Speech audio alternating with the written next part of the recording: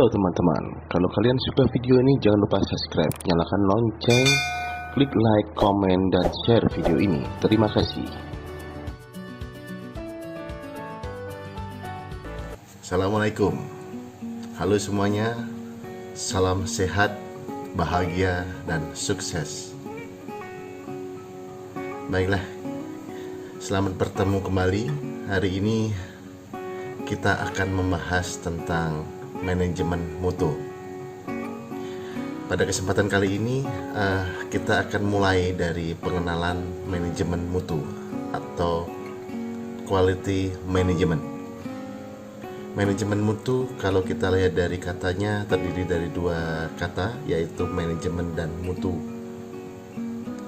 Manajemen itu sendiri pasti saya yakin Anda semua juga sudah pasti sering mendengar, sering membaca, bahkan sudah banyak yang memahami pengertian dari manajemen itu sendiri, yang mana diawali dari proses planning dan diakhiri dengan proses controlling atau evaluasi. Saya akan ambil salah satu pendapat dari ahli.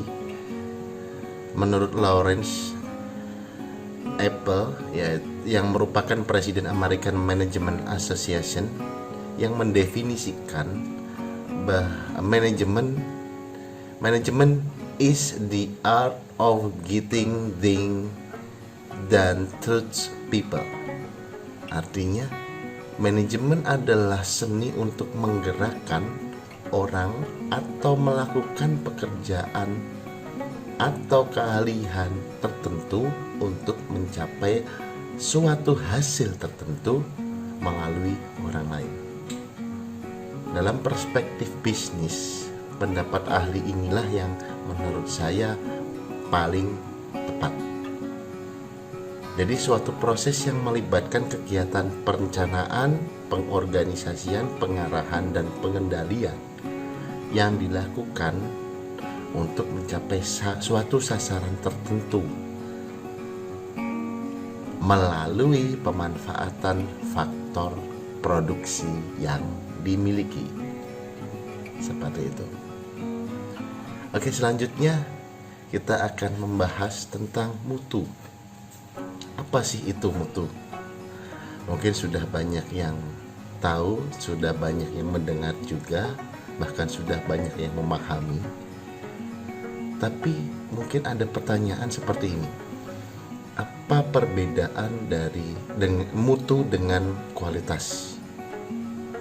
Apakah memang berbeda ataukah sama? Ada yang mendefinisikan kualitas itu melekat pada bentuk dari suatu produk. Kalau mutu lebih ke isi dari suatu produk. Itu kalau produk. Bagaimana kalau jasa? Kita akan lihat faktanya. Sebenarnya mutu dan kualitas itu adalah suatu kesamaan. Sebenarnya mutu adalah kualitas dan kualitas adalah mutu. Dalam bahasa Indonesia diartikan mutu atau diistilahkan mutu, dan kualitas itu adalah istilah bahasa serapan yang asalnya dari bahasa Inggris. Dasar katanya adalah quality.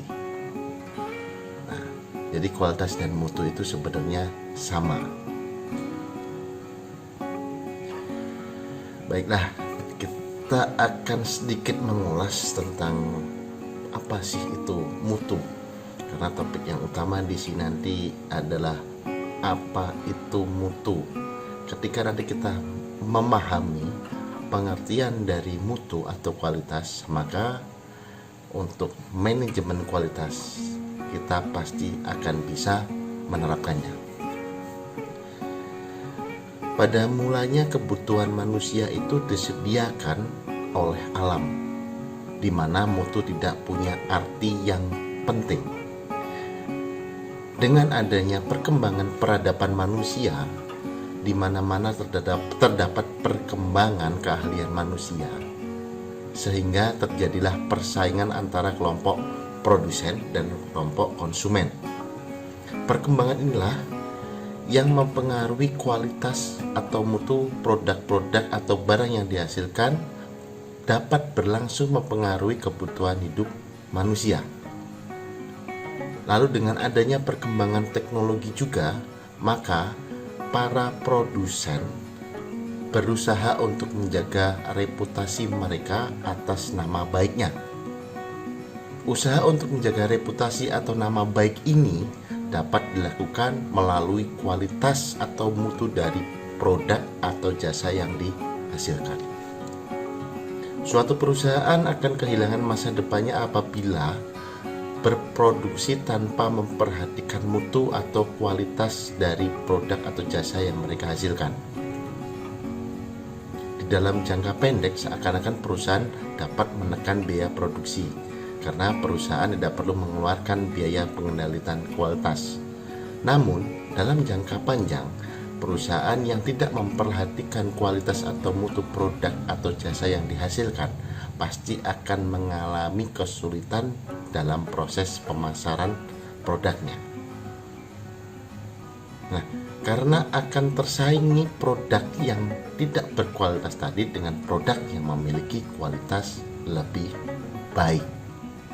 Hal ini tentu akan mengakibatkan perusahaan kehilangan kesempatan untuk mengembangkan perusahaannya. Salah satu ahli juga mendefinisikan 10 ukuran kualitas atau mutu jasa atau pelayanan. Ini ketika produknya merupakan bukan produk barang tapi produk jasa atau pelayanan. Ada 10 menurut Z. Mark di tahun 1990. Yang pertama tangible, reliability, responsiveness, competence, access, courtesy, communication, credibility, security, dan understanding the customer. Tangible harus bersifat punya wujud atau nyata. Reliability punya keandalan. Responsiveness cepat tanggap, responsif. Competence memiliki tingkat kesesuaian kemampuan, kompetensi. Akses kemudahan mempergunakannya. Courtesy yang keenam artinya keramahan. Communication bersifat komunikatif, komunikasi. Credibility berarti dia harus bisa menimbulkan kepercayaan terhadap pelanggan. Security keamanan, dia harus mempunyai sifat yang aman ketika pelanggan menggunakan jasa atau pelayanannya. Dan yang terakhir adalah understanding the customer, pemahaman pelanggan. Artinya jasa atau pelayanan yang berkualitas atau bermutu harus memiliki 10 standar ukuran ini. Yang terakhir yang paling penting, understanding the customer, berorientasi terhadap pemahaman pelanggan, kemudahan pelanggan dalam menggunakannya. Itu kalau jasa. Lalu yang berwujud itu tadi ketika kita sepakati ya bahwa mutu adalah faktor yang mendasar dari pelanggan. Mutu adalah penentuan pelanggan. Mutu berdasarkan atas pengalaman nyata pelanggan terhadap produk dan jasa pelayanan, pengukurannya, pengharapannya, dijanjikannya atau tidak, sadar atau hanya dirasakan, operasional teknik atau subjektif sama sekali, dan selalu menggambarkan target yang bergerak dalam pasar yang kompetitif. Pemahaman mutu secara produk, mutu itu itu adalah mutu produk dan jasa adalah seluruh gabungan sifat-sifat produk atau jasa, pelayanan dari pemasar, pencipta, pemelihara, di mana produk atau jasa dalam pelayanannya akan memuaskan penggunanya, artinya akan bertemu dalam harapan pelanggan. Beberapa definisi profesional, kalau tadi seorang ahli, sekarang profesional. Beberapa definisi profesional tentang mutu, antara lain mutu adalah gambaran total sifat dari suatu produk atau jasa pelayanan yang berhubungan dengan kemampuan untuk memberikan kepuasan atau memberikan kepuasan. Mutu, fitness for use.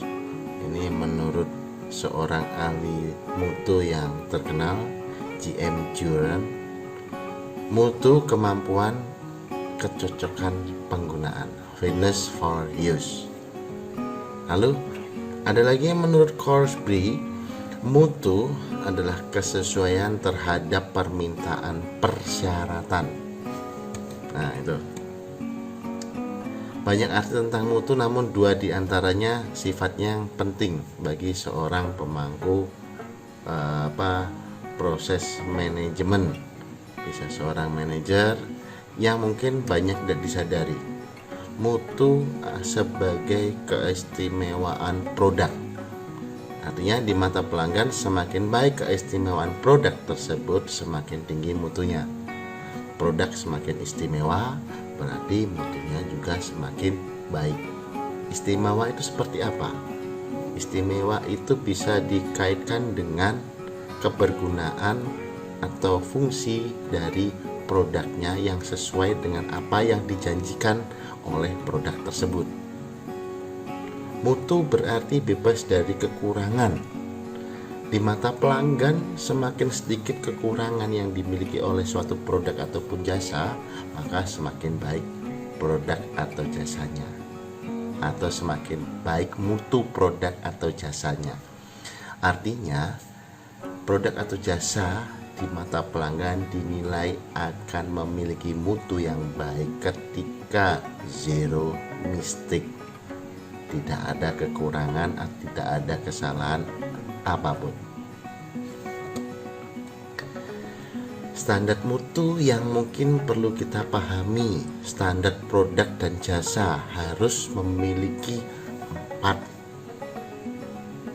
syarat: kesesuaian dengan spesifikasi, kesesuaian dengan tujuan dan manfaat, tanpa cacat, zero defect, zero mistake dalam penciptaannya.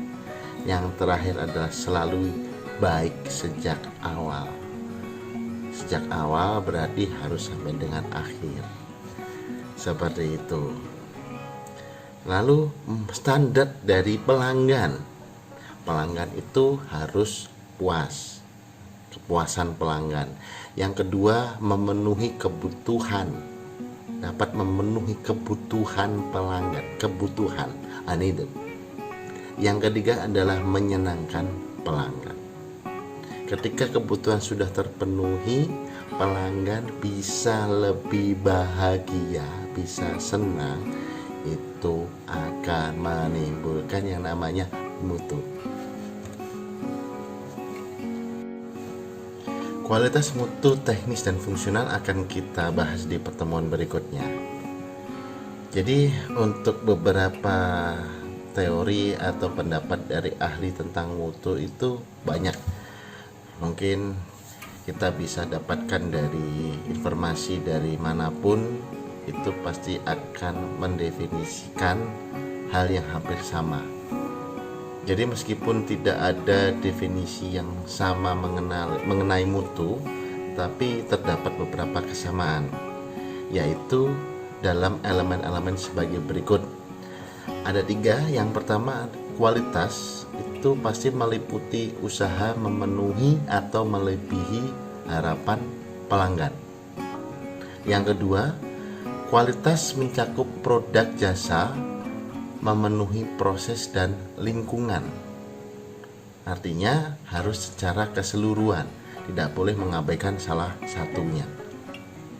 Dan yang terakhir, kualitas merupakan kondisi yang selalu berubah-ubah. Misalnya apa yang dianggap merupakan kualitas saat ini akan dianggap kurang berkualitas di masa yang akan datang. Dan kepuasan akan sangat berkaitan erat, dan kepuasan itu bersifat relatif. Kualitas memberikan suatu dorongan kepada pelanggan untuk menjalin ikatan yang kuat dengan apa yang akan didapatkannya. Nah, berarti produk yang bermutu itu erat kaitannya dengan pelanggan. Pelanggan selalu mengharapkan sesuatu yang dapat memenuhi atau bahkan melebihi ekspektasinya. Baiklah, seperti itu saya rasa untuk pertemuan kali ini akan saya akhiri. Kita akan bertemu lagi di pertemuan berikutnya. Terima kasih. Assalamualaikum warahmatullahi wabarakatuh.